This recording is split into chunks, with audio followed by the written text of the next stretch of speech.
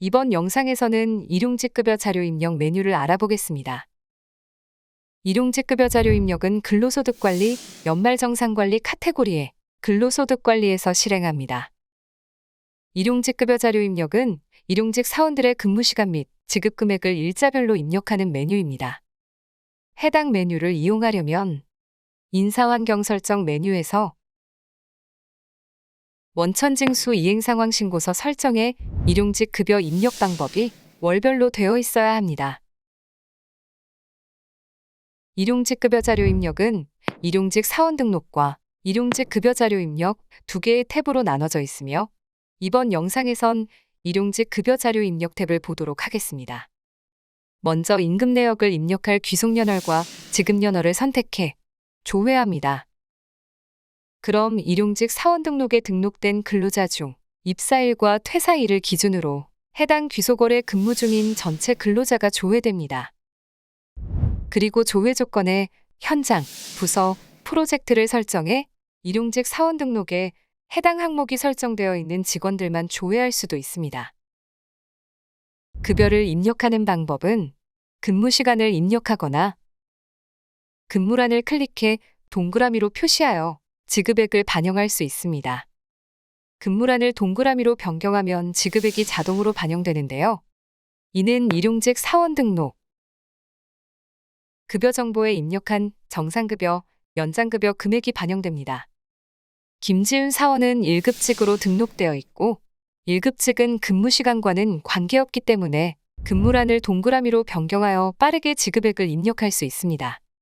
그리고 시급직이라면 근무시간의 시급을 곱한 금액으로 지급되므로 근무시간을 정상 또는 연장으로 구분해 입력합니다. 그러면 일용직 사원 등록에 입력한 시급에 근무시간을 곱해 지급액이 반영되는 것을 볼 수 있습니다. 참고로 시급직이 아닌 1급직인 사원은 지급액란에 금액을 직접 입력할 수도 있습니다. 지급액을 입력하면 일용직 사원 등록에 등록된 현장으로 자동 반영되는데요. 만약 한 명의 사원이 여러 현장에서 일을 했다면 현장란에서 코드 도움받아 현장을 변경합니다. 다음으로 기타 비과세에는 비과세 수당을 입력합니다. 비과세 수당은 더보기에 비과세 수당 등록에서 추가할 수 있는데요. 지금처럼 일용직 사원이 조회되어 있는 상태에서는 해당 버튼을 클릭할 수 없으므로 데이터가 조회되지 않은 상태에서 더보기 비과세 수당 등록을 클릭합니다. 비과세 명칭과 사용 여부, 반영 여부를 입력 및 선택하는데요. 여기에서 반영 여부는 미제출과 제출로 선택하며 제출로 할 경우 원천징수 이행상황 신고서에 총지급액에 포함되어 반영됩니다. 고용보험부터 요양보험에는 일용직 근로자의 4대 보험 금액을 입력합니다. 고용보험은 일용직 사원 등록에 고용보험률이 여로 설정되어 있다면 지급금액의 요율을 곱해 계산됩니다. 이때 비과세를 포함한 금액으로 고용보험을 계산하고자 한다면 더보기에 고용보험 비과세 포함 여부에서 해당 항목을 체크해 주시기 바랍니다. 그리고 국민연금, 건강보험, 요양보험의 공제금액은 일용직 사원 등록에 등록된 공제금액이 반영됩니다. 김지은 사원은 월당의 월지급이므로 마지막으로 임금을 지급한 일자의 금액이 반영되었습니다. 서민주는 공제 방식이 일지급이므로 임금이 지급된 날짜마다 국민연금, 건강보험, 요양보험이 반영됩니다. 일용직 급여는 15만 원까지 비과세 적용되고 15만 원을 초과하는 금액에 대해 소득세가 계산되는데요. 약식 계산 방법은 15만 원을 초과한 지급액에 2.7%를 곱해 계산하며 계산된 소득세가 1,000원 미만으로 소액부징수되는 경우에는 소득세가 표시되지 않습니다. 서민준 사원의 소득세를 보면 6월 2일 지급액은 22만 원으로 15만 원을 초과한 7만 원에 2.7%를 곱하면 1,890원이므로 소득세가 표시되었고 다음 날은 지급액이 16만 원이므로 15만 원을 초과한 1만 원에 2.7%를 곱하면 270원이므로 소액부징수되어 소득세가 표시되지 않았습니다. 그러나 김지우는 소득세가 1,000원 미만인데도 금액이 표시되어 있는데요. 이는 급여 지급 방법이 일정 기간 지급으로 되어 있기 때문입니다. 일정 기간 지급은 원천징수 세액 합계액을 기준으로 소액 부징수 대상 여부를 판단합니다. 따라서 다른 날짜에 소득세를 모두 더했을 때 지금처럼 소득세가 1,000원 이상이라면 소액 부징수에 해당하지 않습니다. 그러나 김지윤에게 3일 동안 일당 16만 원씩 지급했다면 소득세는 소액 부징수에 해당하므로 더보기에 소액 부징수를 클릭해 소득세가 삭제되도록 합니다. 하단 현장별 집계 현황에는 상단에 입력한 지급 및 공제 내역을 현장별로 집계하여 보여줍니다.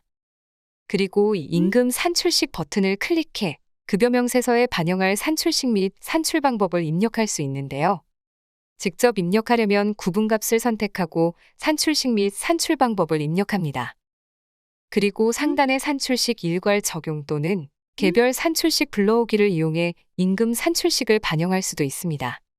산출식 일괄 적용을 이용하려면 더보기의 일괄 산출식 등록에 일용직 사원들에게 일괄적으로 적용할 임금 산출식을 등록합니다. 그리고 사원들을 체크한 후 산출식 일괄 적용 버튼을 클릭해 일괄 산출식 등록에 등록된 데이터를 반영합니다. 개별 산출식 불러오기는 각 사원마다 입력된 지급 내역을 기준으로 산출식을 반영할 수 있는데요. 마찬가지로 사원들을 체크하고 해당 버튼을 클릭하면 입력되어 있는 지급액으로 산출식 및 산출 방법이 반영됩니다. 산출식 일괄 적용과 개별 산출식 불러오기는 하단에 입력된 산출식을 삭제하고 불러오기 때문에 추가로 입력한 산출식이 있는지 확인하고 사용하시기 바랍니다. 다음으로 상단 버튼을 보도록 하겠습니다. 먼저 공수항목 설정 버튼을 이용해서 공수항목을 표시할 수 있습니다. 공수항목 사용함을 선택하면 현장 항목 옆에 공수란이 생기며 일용직 사원의 공수를 입력합니다. 또한 근무 여부, 근무 시간 또는 지급액의 내용을 입력하면 자동으로 공수가 일로 반영되며 일공수가 아니라면 맞는 공수값으로 변경 입력합니다. 그리고 만근하여 만근 공수를 주는 경우에는 마지막 일자 다음 라인에 있는 만근 공수에 입력합니다. 지급액을 입력하려면 공수를 먼저 입력하고 정상 지급액의 금액을 입력합니다. 참고로 공수가 입력되어 있는 경우 개별 산출식 불러오기를 하면 일당은 총 지급액을 근무 공수와 만근 공수를 합한 공수로 나눠 계산됩니다. 지급 연월일 버튼을 클릭하면 일용직 급여 지급 일자를 입력할 수 있습니다. 입력한 지급 일자는 임금 명세서를 인쇄하거나 메일로 전송할 때 반영됩니다. 소득세를 직접 계산해서 입력했을 경우 소득세 검증 버튼을 이용해 선택된 사원의 소득세가 제대로 계산된 것인지 확인할 수 있고 데이터 정렬을 이용해 정렬 기준을 설정할 수 있습니다. 급여 명세 메일 보내기는 급여 명세서를 사원들의 이메일로 전송할 때 사용합니다. 급여 메일을 보낼 직원들을 체크하고 급여 명세 메일 보내기를 클릭합니다.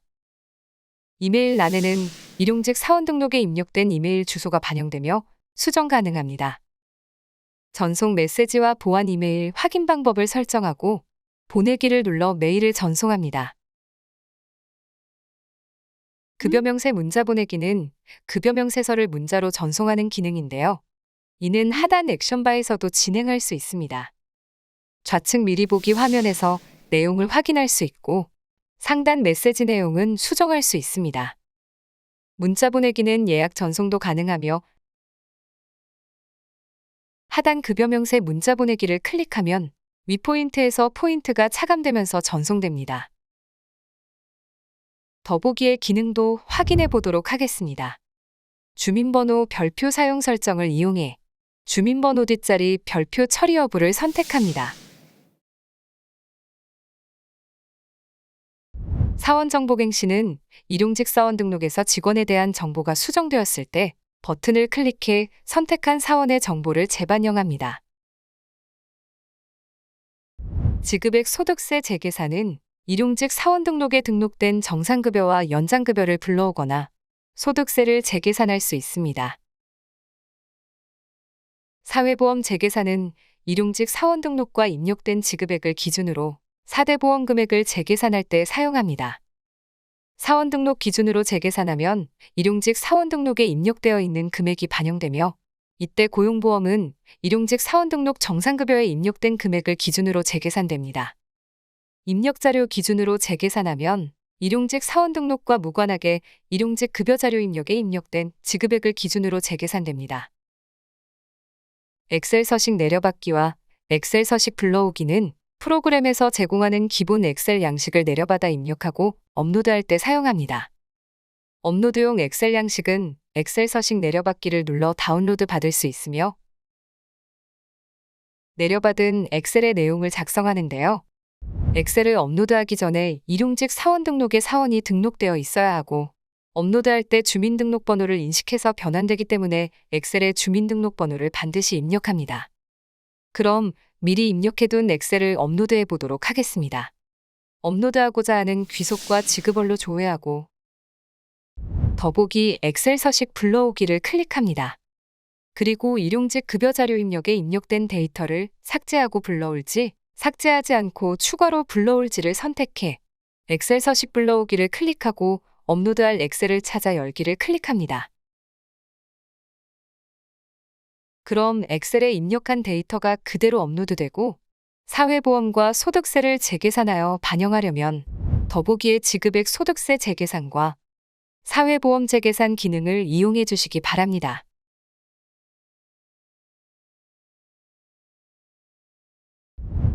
월복사는 현재 조회된 월에서 체크한 사원의 급여 내역을 다른 달로 복사할 때 이용합니다.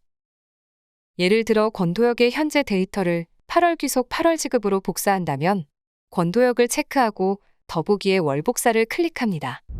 그리고 복사받을 자료에서 귀속연월과 지급연월을 설정해 복사를 누르면 8월 귀속 8월 지급에서 확인했을 때 권도역의 데이터가 복사된 것을 볼 수 있습니다. 일구간 복사는 특정 일자에 입력한 데이터를 다른 날짜로 복사할 때 이용하는데요. 왼쪽에서 사원을 체크하고 오른쪽에 입력된 급여 데이터 중 복사할 데이터를 하나만 체크합니다. 그리고 일구간 복사를 클릭해 복사받을 일자를 선택하면 되는데요. 휴일 포함 여부를 이용해 일요일만 제외할 수 있으며 일자란에서 직접 체크할 수도 있습니다. 일자를 선택했다면 확인을 눌러 복사된 데이터를 확인할 수 있습니다.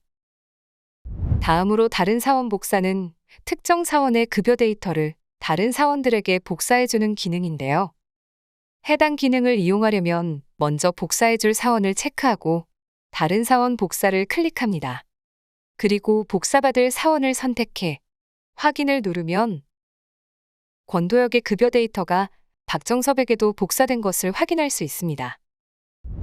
총계 전체 마감에서는 입력된 데이터의 인원과 지급액 공제 내역의 총계를 확인할 수 있으며 일용근로소득 지급명세에서 마감되어 있을 경우 마감 탭에서 마감 데이터 총계를 확인할 수 있습니다. 마지막으로 절사 여부는 급여 지급 방법이 일정 기간 지급인 사원의 소득세, 지방 소득세의 원단위 절사 여부를 설정합니다. 지금까지 일용직 급여 자료 입력을 알아보았습니다. 감사합니다.